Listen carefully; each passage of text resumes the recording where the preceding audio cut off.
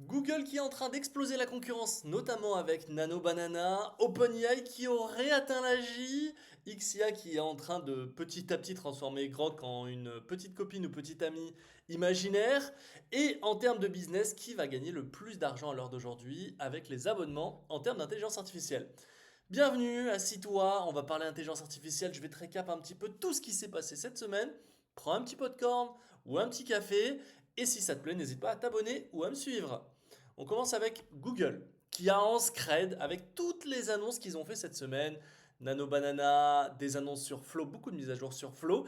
Ils ont lancé une grosse mise à jour de Google Vidéo. Google Vidéo, c'est un petit peu l'outil qui va te permettre de créer des onboardings, créer des vidéos, et ça se transforme petit à petit en un logiciel de montage plutôt complet pour faire peut-être concurrence à Adobe. Je dis ça, je dis rien. Mais en tout cas, quand ils incluent Google Gemini, VO3, Nano Banana et même la capacité de faire des avatars IA pour créer tes vidéos, qu'ils soient horizontales ou verticales, on commence à avoir un logiciel de montage tout intégré, dopé à l'intelligence artificielle bien comme il faut, et qui va te permettre en fait potentiellement de faire aussi à la fois ton onboarding comme ta création de contenu. Parce que, à la différence de Flow qui est disponible là, pour le moment, Flow, tu peux que faire des vidéos de type film, de type 16 neuvième. Quand tu veux faire des vidéos de type horizontal, de type TikTok, tu peux pas. Par contre, tu peux le faire, et avec VO3, directement dans Goldvids. Donc, je me demande si finalement Flow n'est pas juste un test un petit peu comme Whisk et comme d'autres, comme Jules, comme tous les autres produits qu'ils font, et que petit à petit, ils les incluent dans la suite Google. En tout cas, ça promet. Il y a pas mal de choses. Toute la partie gratuite est disponible sans Gemini. Quand tu as un plan de Gemini, tu as accès à une partie, je pense, limitée en fonction de tes crédits pour la partie intelligence artificielle. Et si tu as un plan ultra, là, tu as quasiment illimité sans aucun problème. On a aussi Google qui est capable de prédire les tornades. Et ça, j'ai envie de dire, c'est un beau pied de nez à quasiment tous les météorologues. Ils ont juste explosé les benchmarks et ils sont capables de prédire les tempêtes quasiment jusqu'à 15 jours en avance et avec beaucoup plus de performance et de réalisme que n'importe qui sur cette terre. Et ça, je dois avouer qu'on commence à rentrer dans des cas réels d'utilisation qui sont plutôt incroyables. Surtout quand on en vient aux catastrophes naturelles, à la météo ou à derrière, un peu plus tard, parce qu'il faut bien entendu le temps de tester tout ça, réussir à avoir des prédictions ou des nouveaux modèles quand on en vient à la partie science. Donc on a petit à petit Google qui est en train aussi de faire son pas dans le monde réel. On n'est plus que sur de l'intelligence artificielle, on n'est plus que sur des GPU. On commence à avoir un impact dans le monde réel et ça, j'avoue que c'est très très très très classe. Derrière, demain, c'est de la science, c'est des nouveaux médicaments, c'est de la robotique pour de la médecine. Les champs vont être illimités et c'est plutôt cool. Du côté de Google, on l'a dit, Google Vidéo qui arrive directement dans Workspace, on va pas se répéter.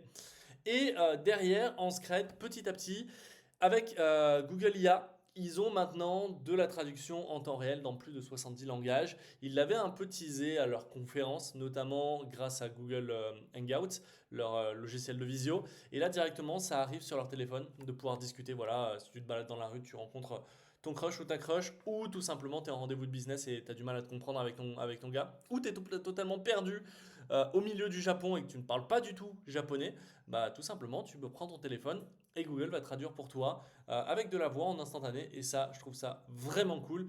On arrive maintenant dans un monde où on aura plus forcément besoin d'apprendre des langues. Alors là, il y a des pour et des contre et des levées de boucliers qui vont y aller. Mais globalement, tu pourras aller voyager n'importe où et te faire comprendre vraiment efficacement avec les bons mots, même si, bien entendu, c'est toujours plus agréable de parler toi-même la langue. Mais bon, il ne faut pas se le cacher, apprendre une langue c'est cool, apprendre deux langues ça devient compliqué, trois langues c'est compliqué. Et alors si t'en parles quatre ou cinq, alors là je te tire mon chapeau l'artiste. Et derrière, on a, bien entendu, vous avez dû en entendre parler encore et encore, on a Gemini 2.5 Flash qui était appelé Nano Banana. Donc ils ont remplacé le 2.5 Flash par un nouveau 2.5 Flash Image qui est maintenant tout simplement Nano Banana. Alors disponible gratuitement Sur Google IA Studio, tu as quasiment 100 générations par jour. Tu vas sur Google IA Studio, tu vas sur Chat, Try Nano Banana, et là, voilà, tu peux directement faire un run et générer quasiment n'importe quelle image. Tu peux aussi l'utiliser en termes de Photoshop, et c'est là où le modèle devient vraiment incroyable. C'est que tu peux l'utiliser en mode Photoshop si tu veux faire une modification. Par exemple, hop, Edit, Zoom Back, Add Title, Title, We Love Banana. Hop, ça te sert comme un logiciel de montage. Littéralement, ça peut faire tout ce que peut faire Photoshop grâce à du texte. La seule limite, c'est que c'est devenu un peu plus long là, ces derniers jours par rapport au lancement. La deuxième limite, c'est que pour l'avoir utilisé assez intensément là, ces derniers jours, notamment avec VO3 pour pouvoir faire des vidéos de présentation pour les clients, notamment. Qui veut pas, voilà, elle ne veut pas charger, mais c'est pas grave, je vais essayer de vous montrer ça un peu plus tard. Tu vas avoir du mal à faire plusieurs modifications d'un coup. Tu vas vraiment avoir besoin de te les faire une après l'autre. Ça, c'est le point le plus important. C'est que voilà, si tu veux faire deux edits de titres, fais edit 1 un titre et edit 2 le deuxième titre. Quand il y a 2, 3, 4 modifications, généralement, il en fait une bien. Et soit il va skipper les autres, soit il va les faire plutôt dégradés. Donc voilà, la bonne utilisation, c'est tu peux faire quasiment n'importe quoi. Tu peux faire de la génération d'images juste dingue. Et on va le voir. Et tu peux aussi derrière faire toute la partie editing, mais un edit à la fois. Et autant te dire que là, en l'espace de 2-3 jours, le nombre de réalisations de garder un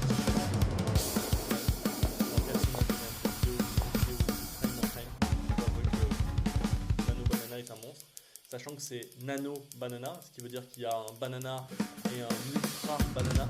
Euh, je n'ose même pas imaginer ce que le banana ou le ultra banana va être capable de faire. Et je pense que ce qu'il y a, notamment on va parler plus tard, c'est que il y a le modèle d'image dans le sac.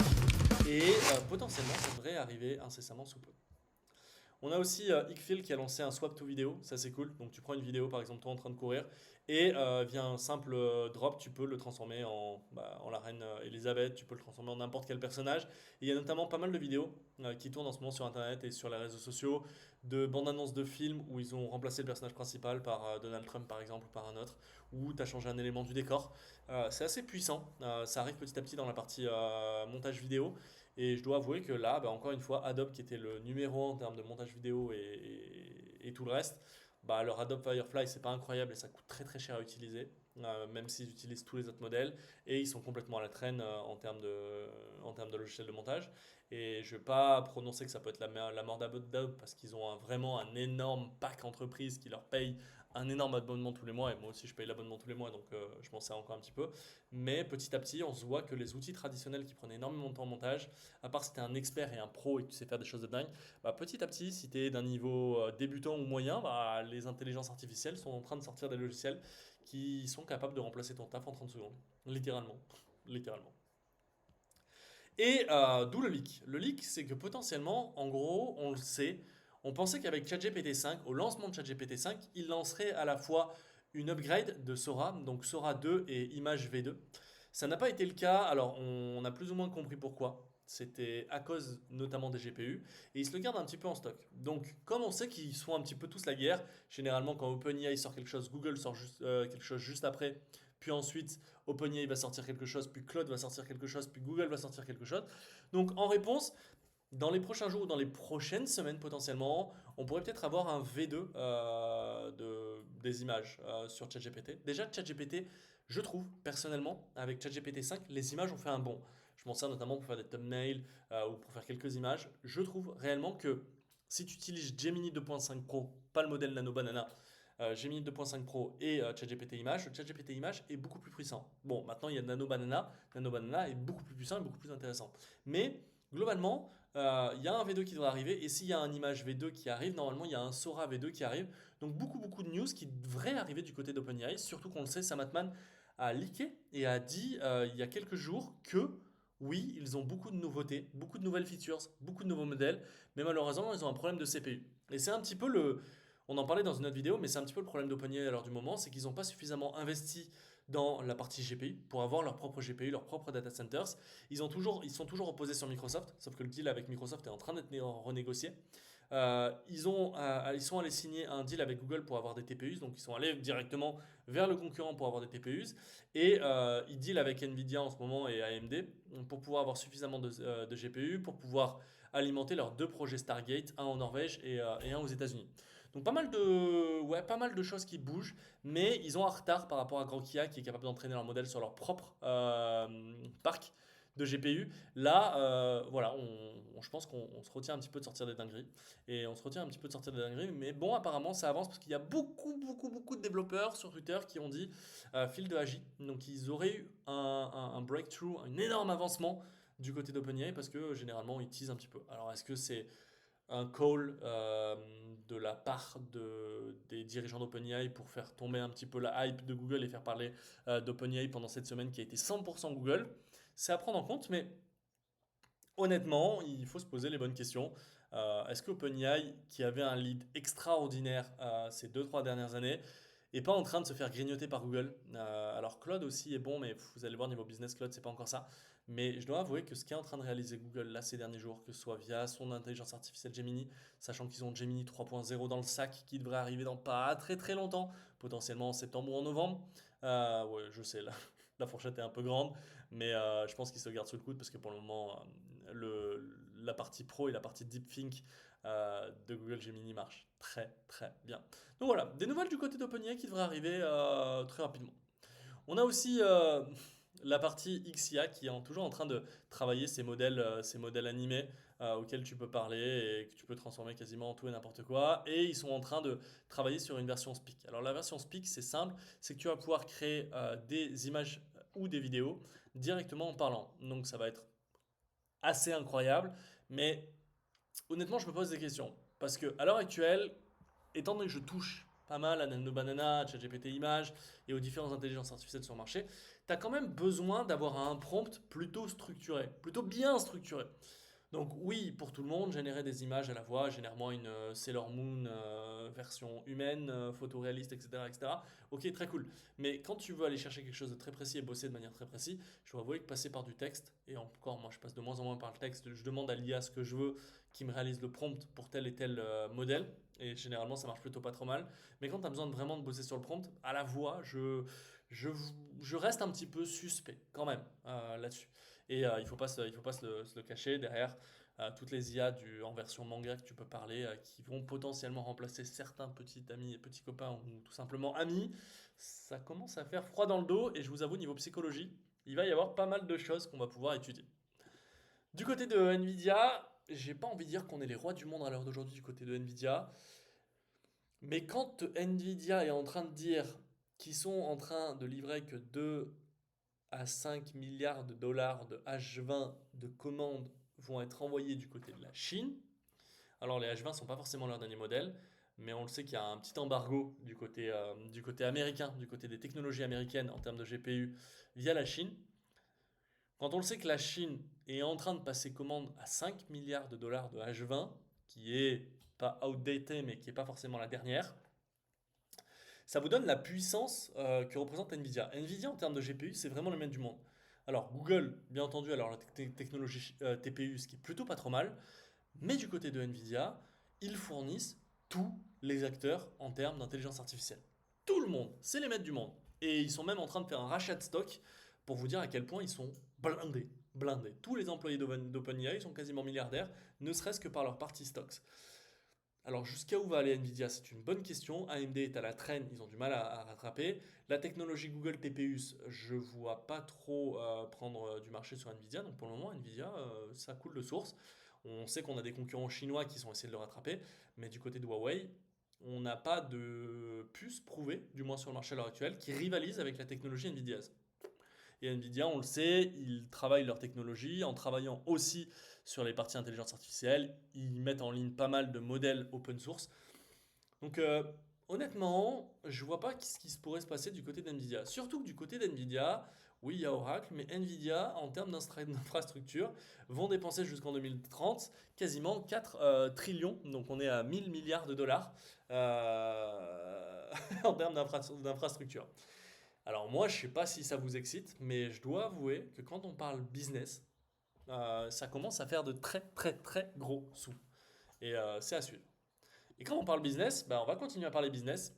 C'est un petit graphique assez sympa pour vous donner un petit peu les revenus en termes d'intelligence artificielle jusqu'à présent. Donc, à l'heure d'aujourd'hui, on a OpenAI, Anthropic et 16 autres IA natives, startups, qui génèrent quasiment 18 milliards de dollars par an.